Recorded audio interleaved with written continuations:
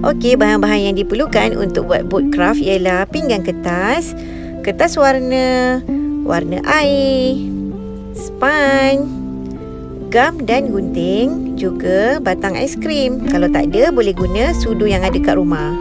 Okey, mula-mula kita akan buatkan satu garis lurus di tengah-tengah pinggan kertas. Seterusnya, kita akan ambil warna biru dan letakkan di satu bahagian.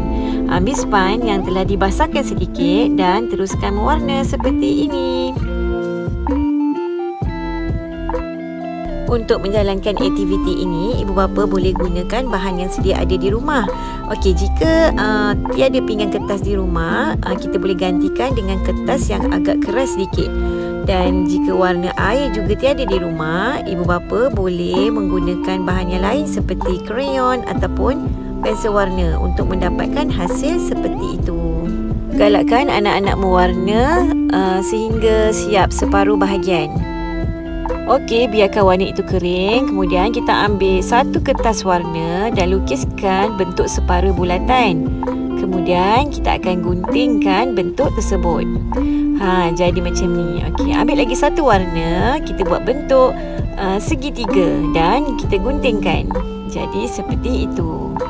Okey, ambil batang aiskrim dan letakkan gam di hujung batang aiskrim tersebut dan kita akan lekatkan kertas yang berbentuk segitiga di atas tu.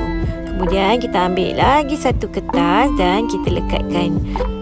Jadilah bentuk bot. Okey, bahagian ini parent yang perlu buat ya. Kita akan lorekkan satu garisan beralun dan kita potongkan seperti ini. Dan kita ambil bot yang kita buat tadi, kita gerakkan mengikut garisan yang beralun tadi. Nampak tak? Ia seperti sebuah bot sedang berlayar di lautan. Kawan-kawan, seronok tak?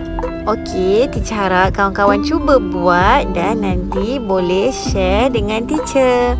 Okey, selamat mencuba.